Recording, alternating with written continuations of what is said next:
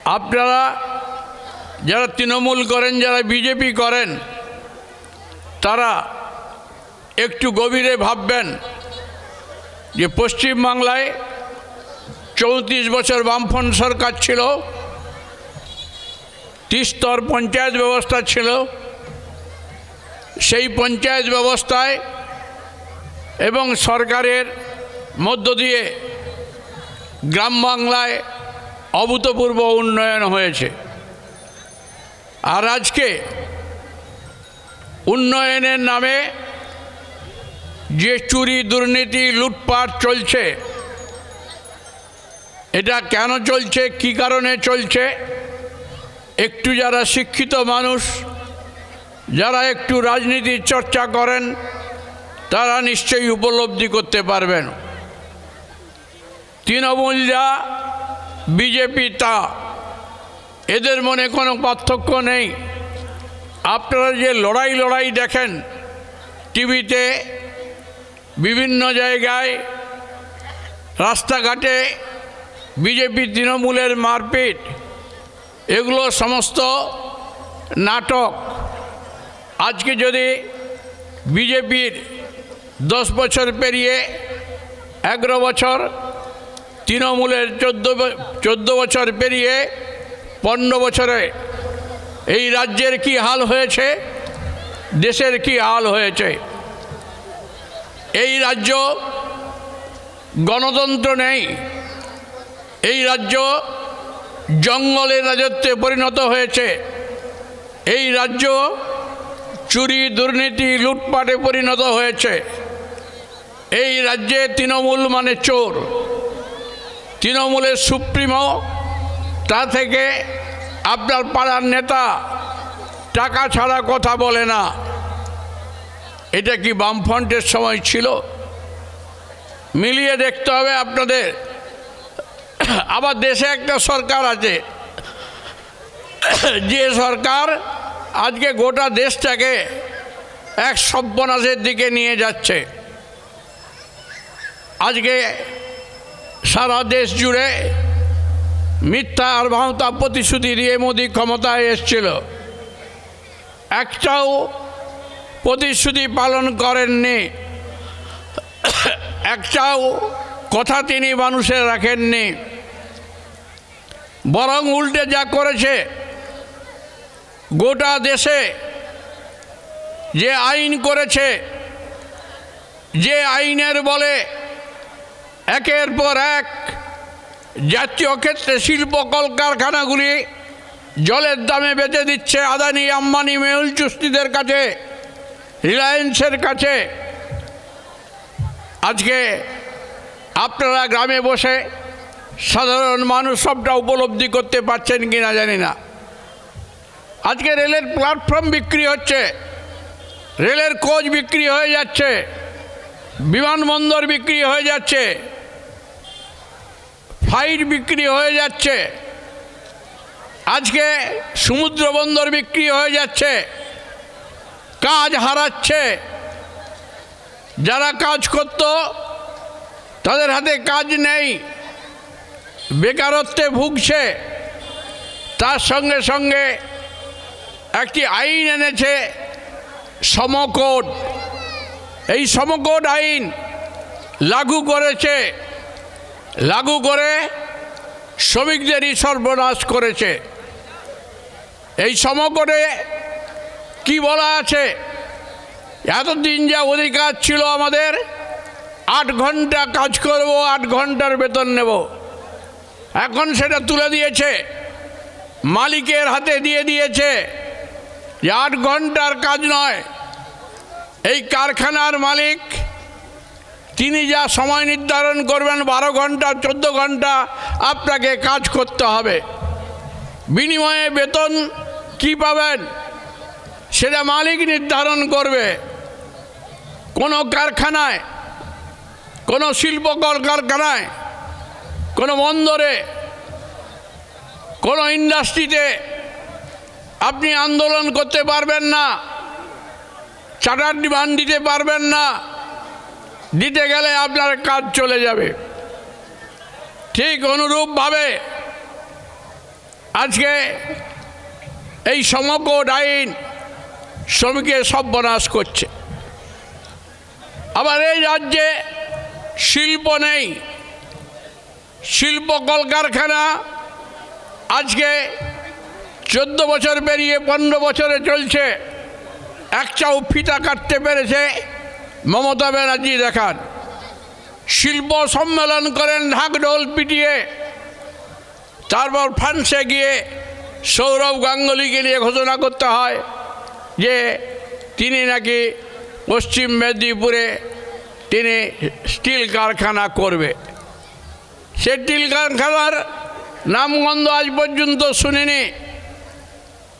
আজকে 15 বছরে একটা শিল্প তো হয়নি, বরং শিল্প রুগ্ন হয়েছে, ভারী শিল্প হয়নি, ছোট ছোট মাঝারি শিল্প আজকে বন্ধ হতে বসেছে। তাই আমাদের রাজ্যের গরিব খেটে খাওয়া মানুষ তাদেরকে ভিন রাজ্যে ভিন দেশে পরিযায়ী শ্রমিক হয়ে যেতে হচ্ছে এবং পরিযায়ী শ্রমিক হয়ে কি হেনস্থা হতে হয় সে নিশ্চয়ই আপনারা কিছু দেখেছেন, কিছু টিভিতে দেখেছেন, কিছু খবরের কাগজে পড়েছেন। পরিযায়ী শ্রমিকের দুর্দশার শেষ থাকে না। বাড়ি ছেড়ে হাজার হাজার কিলোমিটার দূরে থাকতে হচ্ছে। তাহলে দুটো সরকার, দেশে একটা সরকার আনলেন, আবার রাজ্যে একটা সরকার আনলেন। এই দুই সরকার আনার কারিগরকে বামপন 34 বছর ছিল, তাদের থেকে আপনারা কিছু ভুল ত্রুটি থাকলেও আপনারা ভেবেছিলেন যে আরও কিছু ভালো পাবো। আরও কিছু ভালোটা কি পেয়েছেন? সেই ভালোটা কি? মূল্যবৃদ্ধি, গ্যাসের দাম, কেরোসিনের দাম, ডিজেলের দাম বৃদ্ধি। আর তার দাম বৃদ্ধি হলে অটোমেটিকই আপনার জিনিসের মূল্য বৃদ্ধি হবে। আর সেই মূল্য বৃদ্ধির কার উপর চাপ পড়ছে? আপনার আমার উপর। আজকে পশ্চিমবাংলার মানুষ হিসাবে অন্য রাজ্যে পরিচয় দিতে লজ্জা হয়। একসময় বিহার যা ছিল আজকে পশ্চিমবাংলা তা পরিণত হয়েছে। প্রতিদিন খবরের কাগজ খুললে দেখবেন ধর্ষণ আর খুন, এ হচ্ছে পশ্চিমবাংলার নিত্যসঙ্গী। এই সরকারকে যদি অবিলম্বে, আমরা তো ভোট দিয়ে জিতাতে পারবো না, ভোট দিয়ে ওই সরকারকে পরাজিত করতে হবে, সে দায়িত্ব আপনাদের নিতে হবে। কারণ আপনারা বিভিন্ন ভাতা দিয়ে আপনাদের মন ভুলিয়ে রেখেছে, আর আপনারা সেই ভাতাটুকু পাওয়ার জন্য আপনারা ভোট দিচ্ছেন।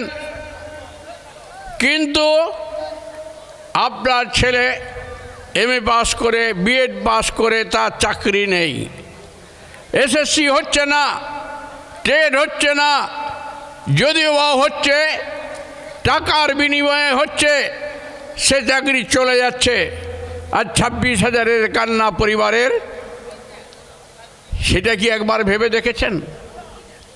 আজকে স্বাস্থ্যক্ষেত্রে যে ধরনের আজকে পশ্চিমবাংলায় তলানিতে ঠেকেছে স্বাস্থ্য ব্যবস্থাটা, আজকে আর সাধারণ মানুষের জন্য নয়, স্বাস্থ্য ব্যবস্থাটা ধনিক শ্রেণীকের জন্য। কর্পোরেট দুনিয়া গোটা পশ্চিমবাংলায়, গোটা দেশে তারা থাবা বসাচ্ছে। আর সেই কর্পোরেট দুনিয়াকে আমরা দুহাত পেতে আনছি। সাধারণ মানুষের জন্য না, সাধারণ মানুষের জন্য নয়, আমরা এনেছি কিছু গুটি কয়েক পরিবারের স্বার্থ দেখার জন্য। এই যে বিজেপি তৃণমূল, এটা কয়েনের এপিড ওপিড, এরা একটা জায়গা থেকে পরিচালিত হয়। নাগপুর, মহারাষ্ট্রের RSS রাষ্ট্রীয় স্বয়ংসেবক সংঘ, তিনি যেমনভাবে স্ক্রিপ্ট লিখে দেন, দিদিও চলেন, মোদিও চলেন, আর তাই করছে, আর আপনাদেরকে ভুল বুঝাচ্ছে। ও চলতে বললে যতটা পাউড়ি চলতে বলবে দিদিকে, তত পাউড়ি চলবে, আর যত বাউড়ি পিছাতে বলবে তত বাউড়ি পিছাবে। কারণ বিজেপি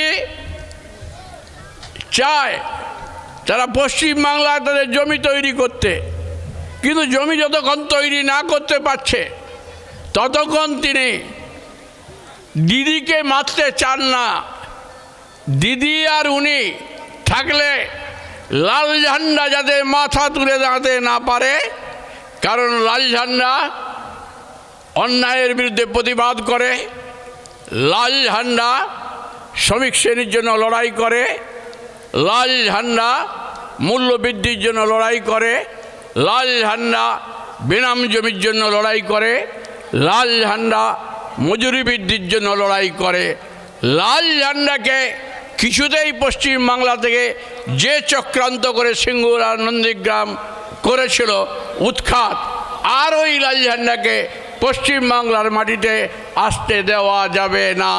তার জন্য বিজেপি তৃণমূলের নাটক, যে নাটক আজকে চলছে, সেই নাটক থেকে যদি আমরা বেরোতে না পারি তাহলে আগামী দিন আমাদের আরও সর্বনাশের দিকে যাবে, এ কথা আপনাদের মাথায় রাখতে হবে।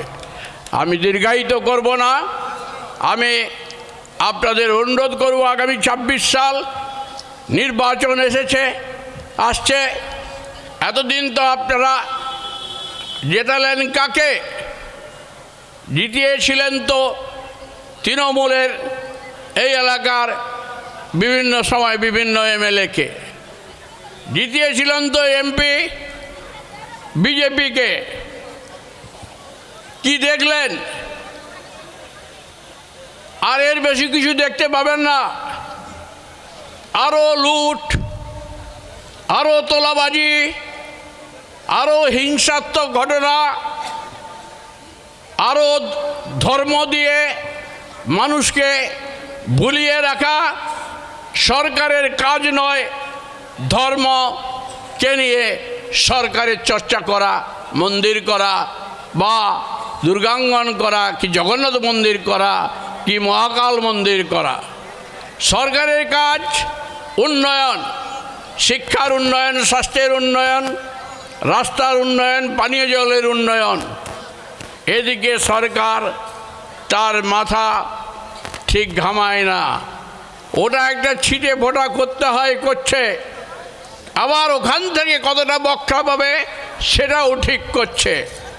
তাই আমাদের আগামী দিন যদি সত্যি সত্যি গরিব খেটে খাওয়া সাধারণ মানুষের আমরা ভালো চাই, তাহলে দেশে বিজেপিকে উৎখাত করতে হবে, এবং এই রাজ্যে তৃণমূলকে উৎখাত না করলে আমাদের বাঁচার নিস্তার নাই। এই কথা বলে আপনাদের ধন্যবাদ অভিনন্দন জানিয়ে আমার কথা শেষ করছি। ইনকলাব জিন্দাবাদ। অভিনন্দন জ্ঞাপন করি শ্রদ্ধেয় নেতৃত্ব